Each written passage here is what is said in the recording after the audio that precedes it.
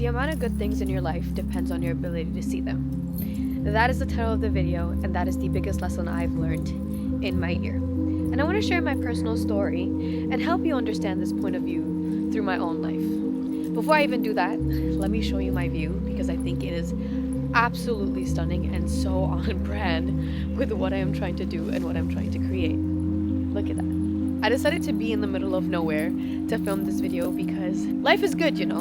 Life is good.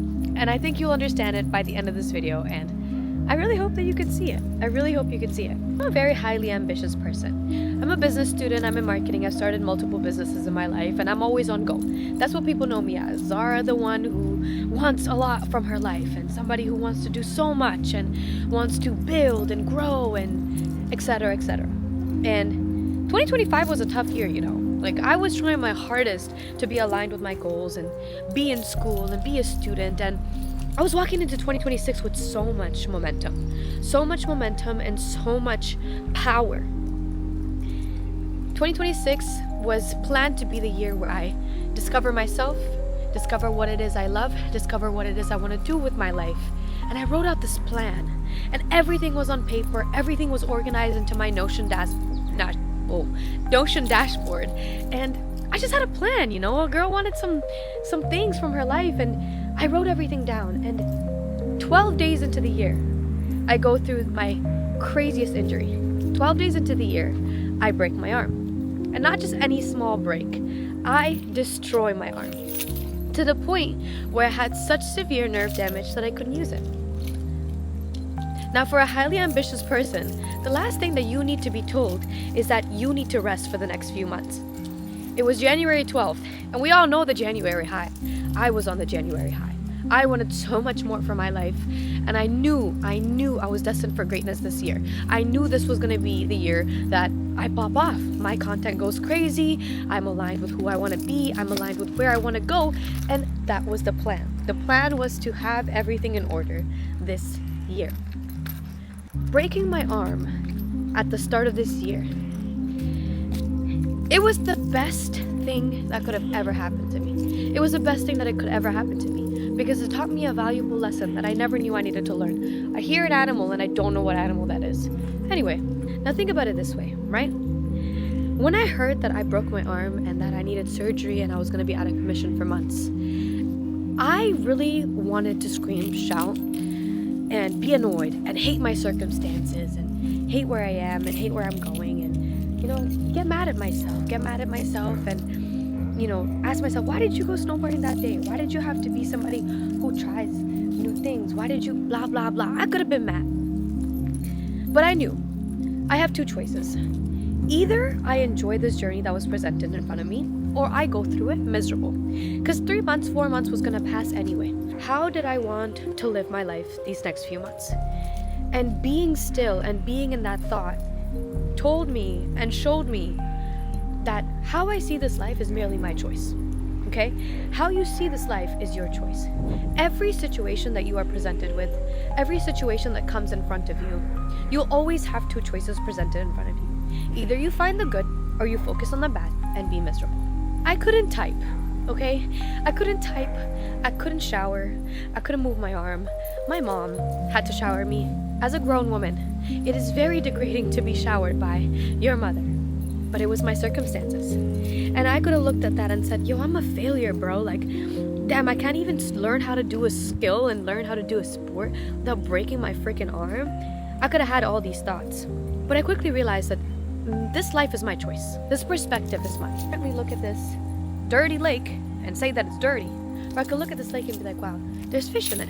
You know, maybe. I don't know. There could be. I don't know. Thinking positively is even more tough than thinking negatively, because it requires you to catch yourself and hold yourself accountable. And after that injury, I quickly realized that everybody is presented with their bad and good. Everybody in this life. Everybody has their fair share of burdens and then blessings. And how you experience life is the way that you choose to see it. Because the more you open your eyes and look around you, and you have the intention of finding good, you'll only see good. It's the same thing.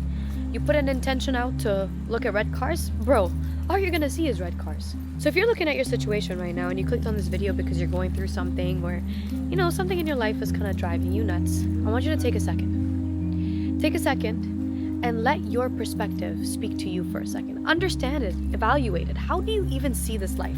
How do you see the things that happen to you? How do you experience the things that happen to you? I have ADHD, so my emotions are all over the place.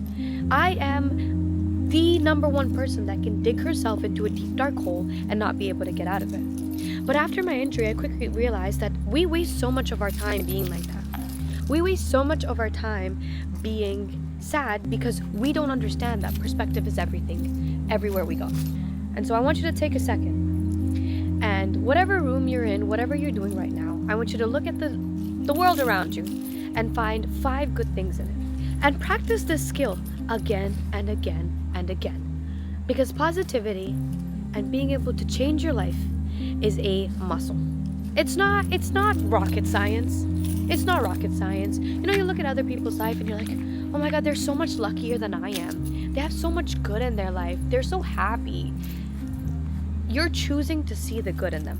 You're choosing to see the fact that that's all they have. Because, well, number one, you're not exposed to the bad. Number two, we are wired to compare ourselves to the world outside of us, right? I could have looked at my situation, and I did almost. I won't even lie. I almost did. I looked at my situation, I was like, I'm going to be 6 months behind in my goals. And this was an active thought in my mind. But I kept catching myself. I'm like, bro, you have 6 months to rest, 6 months to heal, 6 months to get stronger, 6 months to have a part of your story that no one relates to, or maybe a lot of people do. You don't know that yet. But you have 6 months to put into thought and to learn and become wise by being still. Bro, I couldn't do anything. I literally couldn't do anything. And I'm not saying that I was positive the whole time. I hope that's not what you take out of it. I'm trying to show you that there is good in every situation. You just have to find it, and you have to choose it, and you have to see it. That's how all of this works. This video is a complete freestyle, by the way. Just straight thought from my head to you, because I feel like this is the most aligned lesson for me to talk to you about right now, because life is perspective. I keep saying that. It's never your choice whether you're going to have good or bad, but it is your choice how you want to see it. It's not your fault what happens to you, but it is your responsibility to choose how to see it. And when you think like that, and when you free yourself from this idea of all these bad things happen to me, you understand that everything happens for you, not to you. And that's what a lot of people don't understand, is they become a victim to their life instead of somebody who experiences it. Sorry, I couldn't get I can't get those words out of my mouth. I've always wanted to create content, okay? I've always wanted to be somebody who had a platform and people who shared her life, with her. And that's you guys. That's you for me. And for years, I'm like, I don't have the right camera. I don't have the right technique. I don't talk properly. I don't this, I don't that, I don't this. Until I realized, hold up. A lot of people would die to be in my situation, okay? To hold a DJI. A lot of people can't afford it. A lot of people would love to live somewhere in nature. They're surrounded by the city, and that's it. So when you look at your life, I need you to start choosing the good. I need you to start training your eye to only look at the good. And it is a muscle you train, okay? Positivity is not easy. Trust me, it is easier to be musty-dusty in your head than it is to be positive, because positivity requires accountability. Positivity requires you to bounce back from every situation. It means facing what is in front of you and accepting it, and then choosing to see something that's even harder to see, which is the good in it. I'm also really killing my social anxiety here, because there's people walking and watching me hold my DJI, but it is getting easier in real time. You guys are watching it. And when you live in this mindset where you only focus on what's missing in your life, life will always feel empty. Life will always feel empty. People look at me, and when they hear that I want to be a multi-millionaire and I want to be this big businesswoman, they're like, oh, so you're not happy with where you are. Oh, you're sad, you're depressed because you keep chasing more. I'm going to make those millions because I love this life I'm living. I'm going to make those millions because I'm cultivating a life that I enjoy. Okay? People who make it in this life are not the ones that are sad and depressed. They're the ones that are truly, truly devoted to what they are doing. And they just stuck to the journey long enough. You'll also quickly realize that most people are not lacking good things. They're just emotionally blind to them, because they live like a victim in their own life. And I don't want you to be one of those people, which is why I'm making this video. you have the ability to be so great, and you get in your own way because you're focused on what you don't have. And when you see the glass half empty, life feels empty. And so I need you to fill your life with good. If you have a warm bed, you have a good life. If you have family, you have a good life. If you have yourself, you have a good life. Okay? And this is what a true abundant mindset is. You see the beauty in everything, you find yourself to be beautiful too. That's what this life is about. And you know, all the pain and suffering that we go through as human beings in our life, let me tell you something. Pain sharpens your awareness to life. That was something I realized quickly.